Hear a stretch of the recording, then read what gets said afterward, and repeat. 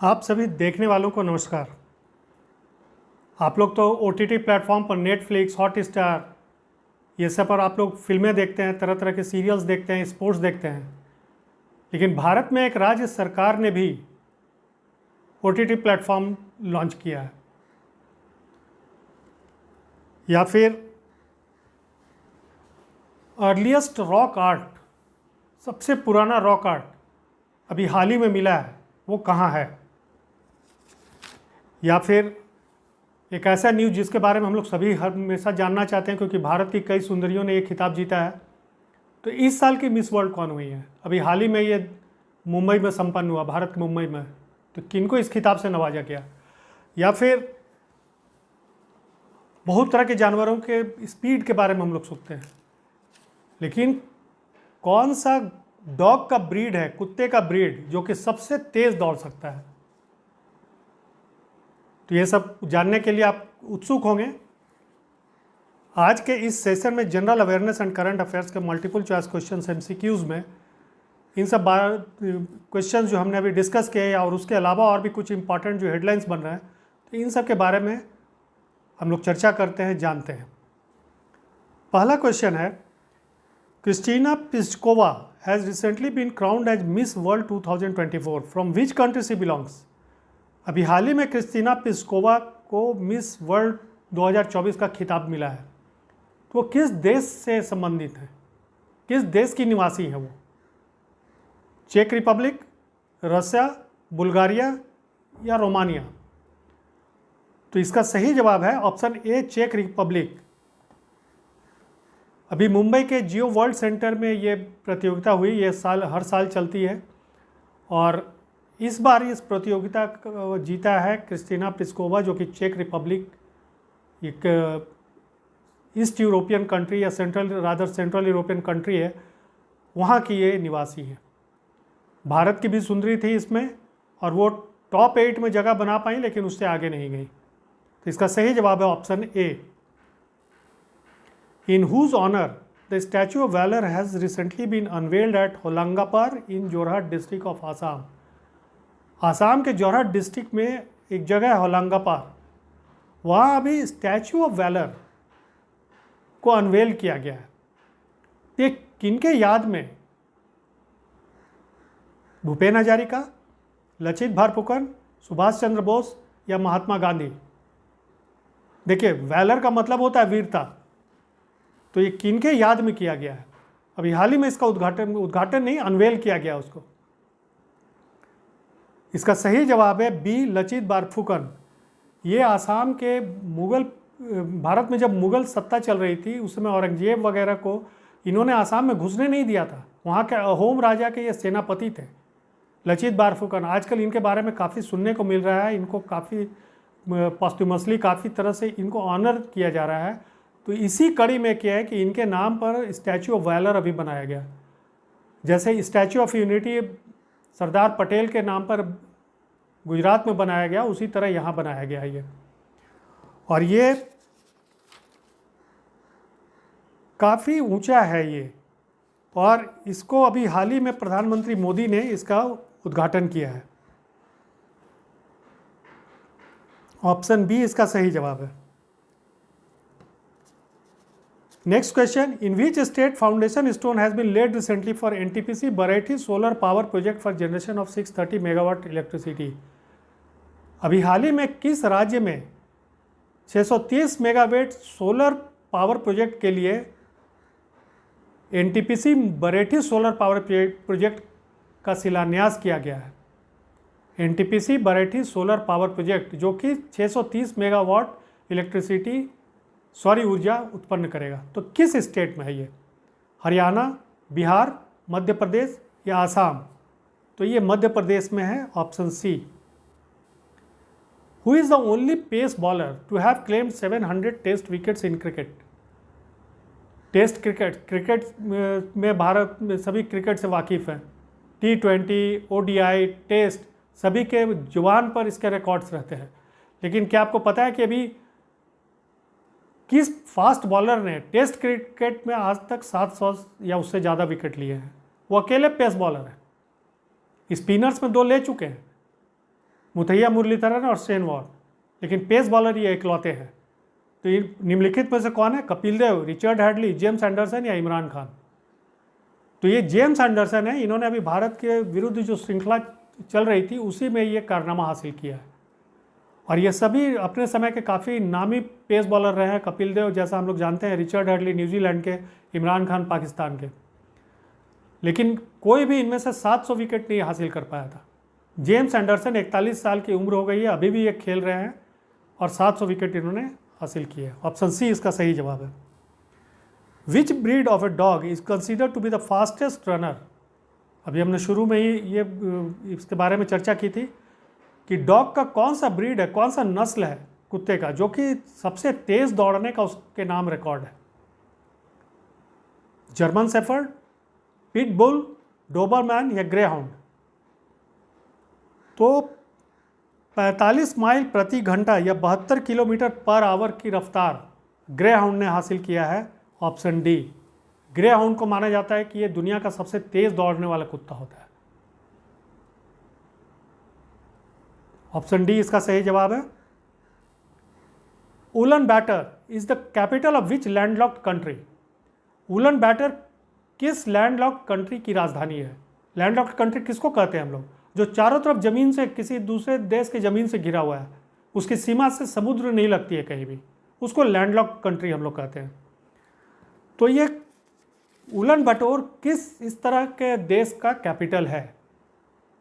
Mongolia, Ethiopia, Kazakhstan या Turkmenistan? तो ये मंगोलिया का कैपिटल है, मंगोलिया की राजधानी है। ऑप्शन ए। ये चीन के उत्तर में पड़ता है और चारों तरफ ये ज़मीन से घिरा हुआ है। इथियोपिया सबसे ज़्यादा आबादी वाला लैंडलॉक्ड कंट्री है। कजाकिस्तान क्षेत्रफल के हिसाब से सबसे बड़ा लैंडलॉक्ड कंट्री है। तो इस तरह से ये टोटल 44 लैंडलॉक्ड कंट्री हैं दुनिया में, 44। सही जवाब है इसका ऑप्शन ए, मंगोलिया, जिसकी राजधानी उलन बैटर है। APJ Abdul Kalam science city is being built in which city? हमारे पूर्व प्रधानमंत्री और वैज्ञानिक, काफ़ी नामी वैज्ञानिक जिनको मिसाइल मैन के नाम से भी हम लोग जानते हैं, एपीजे अब्दुल कलाम, उनके नाम पर एक साइंस सिटी बनाई जा रही है, APJ Abdul Kalam science city. ये भारत के किस शहर में बनाई जा रही है? गांधीनगर, चेन्नई, बेंगलुरु या पटना? तो ये बिहार की राजधानी पटना में इसको बनाया जा रहा है। और वहाँ के मुख्यमंत्री नीतीश कुमार अभी विदेश के दौरे पर थे, इंग्लैंड में उन्होंने एक तरह की साइंस सिटी भी देखी कि उसी के तर्ज पर एपीजे अब्दुल कलाम सिटी को यहाँ विकसित किया जाएगा भारत में। तो इसका सही जवाब है option D, Patna. Pakhro tiger safari recently in news is located in which tiger reserve? अभी हाल ही में ये न्यूज़ में था पाखरो टाइगर सफारी। तो ये किस टाइगर रिजर्व में लोकेटेड है? Panna tiger reserve, Palamu tiger reserve, Jim Corbett tiger reserve या वाल्मीकि टाइगर रिजर्व? तो ये जिम कॉर्बेट टाइगर रिजर्व में है। अभी ये न्यूज़ में इसलिए भी था कि सुप्रीम कोर्ट ने उस समय के जो जिम कॉर्बेट वहाँ के डीएफओ थे, डिविजनल फॉरेस्ट ऑफिसर, और उत्तराखंड के जो फॉरेस्ट मिनिस्टर थे, उनको फाइन किया, उनकी खिंचाई की है कि आप लोगों ने वहाँ ये सफारी बनाने के लिए उतनी पेड़ की कटाई कर दी और ये परमिशन आपको किसने दिया था? और किसी भी टाइगर रिजर्व में वो आप सफारी या जू नहीं बना सकते हैं। सफारी क्या है? एक तरह से जू है, आप नहीं बना सकते हैं। हालांकि बाद में सुप्रीम कोर्ट ने कंडीशनल ये परमिशन दे दिया कि वहाँ बाहर से कोई टाइगर नहीं लाए जाएंगे, बाहर से कोई जानवर नहीं लाए जाएंगे। वहीं के जो बूढ़े या बीमार इस तरह के या क्रिपल्ड जो जानवर हो गए उन्हीं को सफारी में रखा जाएगा, बाहर से लाकर वहाँ इनहैबिटेट नहीं किया जाएगा।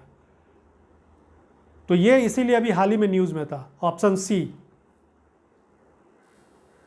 Where is Indian naval air station named INS Baaz located?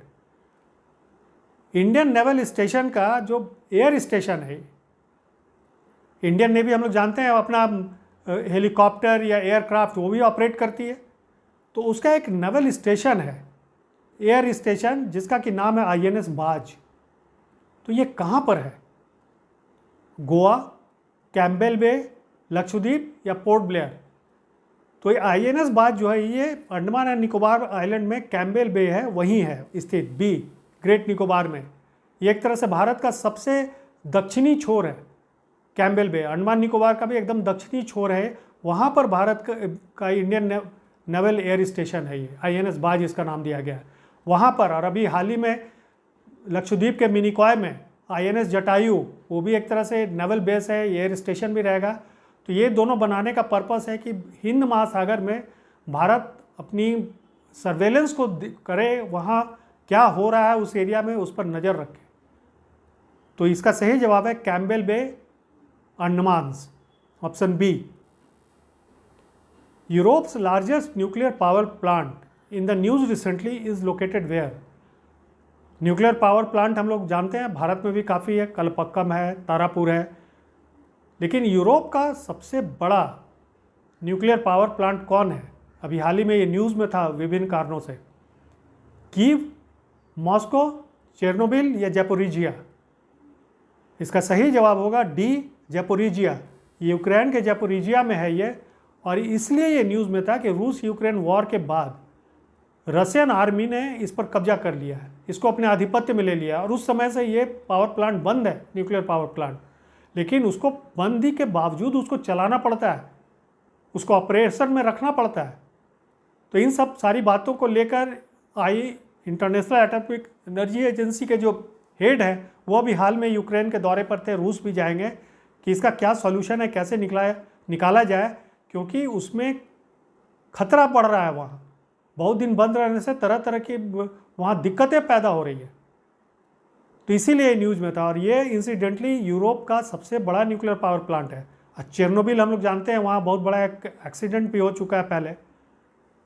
तो ऑप्शन डी इसका सही जवाब है, Zaporizhzhia. What is the name of India's first government backed OTT platform launched by the Kerala government? OTT platform हम लोग सभी जानते हैं, आजकल काफ़ी डिमांड में है ये।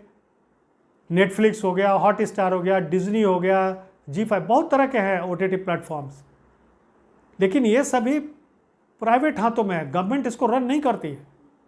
लेकिन भारत के एक राज्य सरकार ने इस दिशा में कदम उठाया है। राज्य सरकार ने एक OTT प्लेटफॉर्म को लॉन्च किया है, उसका क्या नाम है? केरल सरकार ने किया है ये। क्या नाम है? सी स्पेस, नेपच्यूर, सी डेटा या बी संचार? इसका सही जवाब है ऑप्शन ए, सी स्पेस। ये केरल सरकार ने इसको लॉन्च किया है, इस OTT प्लेटफॉर्म को। इसमें अभी शुरू में करीब 42-45 रीजनल फिल्में दिखाई जाएंगी और धीरे धीरे इसका कंटेंट बढ़ाया जाएगा। जैसे जैसे समय बीतेगा इस पर और क्या कंटेंट लाना है, कैसे इसको इम्प्रूव करना है, ये होगा। तो एक सही दिशा में समझा जाए कि एक कदम है कि सरकार की तरफ से भी, क्योंकि ये डिमांड है आज के डेट में। पहले भारत में क्या था, दूरदर्शन में सिर्फ नेशनल टेलीविज़न था, दूरदर्शन। बाद में धीरे धीरे प्राइवेट प्लेयर्स उसमें आए, लेकिन OTT प्लेटफॉर्म में रिवर्स है, ये पहले प्राइवेट प्लेयर्स इसमें आए हैं और अब सरकार इसमें इंटर कर रही है। तो ऑप्शन ए, सी स्पेस, इसका सही जवाब है। Where is naval war college located in India? Naval war college Indian navy का जो है, ये भारत में कहाँ लोकेटेड है, कहाँ स्थित है? कोच्चि, बालासोर उड़ीसा में, या गोवा या मैंगलोर कर्नाटक में? तो ये गोवा में, गोवा के नॉर्थ में बार्थेज है, वहीं ये स्थित है।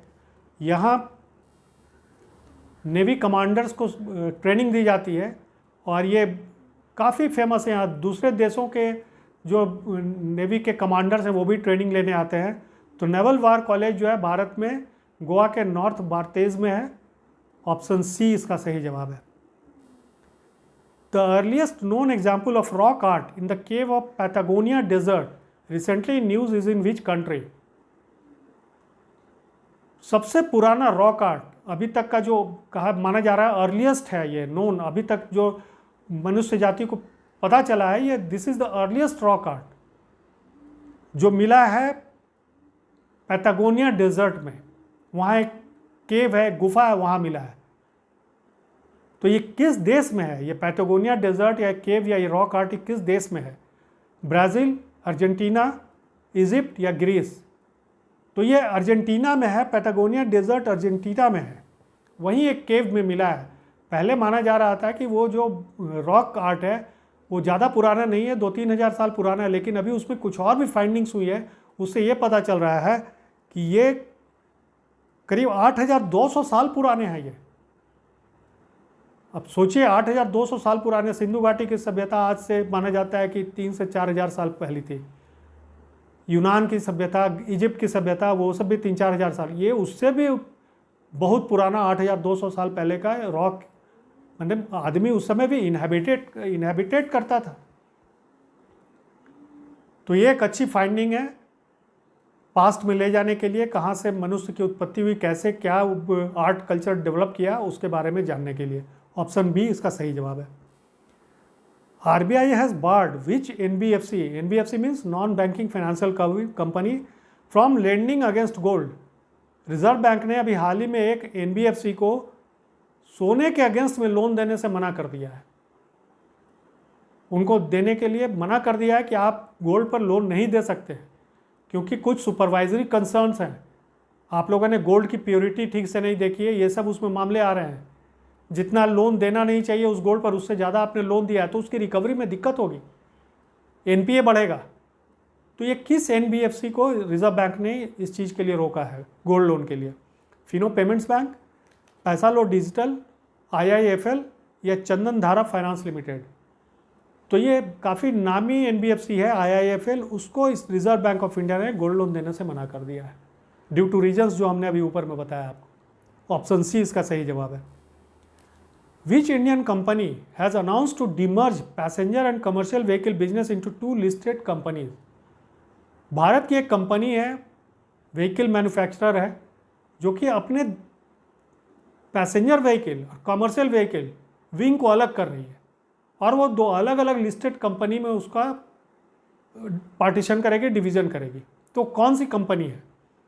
Tata Motors, Mahindra and Mahindra, Maruti limited या TVS मोटर्स?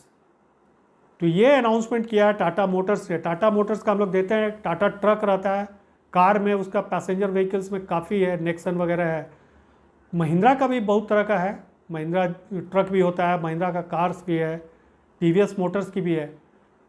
लेकिन ये अनाउंसमेंट टाटा मोटर्स की तरफ से हुआ है कि वो अपने पैसेंजर व्हीकल्स या कमर्शियल व्हीकल सेगमेंट को अलग अलग करेंगे और उनको दोनों को अलग अलग स्टॉक मार्केट में लिस्ट करेंगे। तो ये आज के सारे क्वेश्चंस हैं आपके लिए। तो दैट्स ऑल, थैंक यू।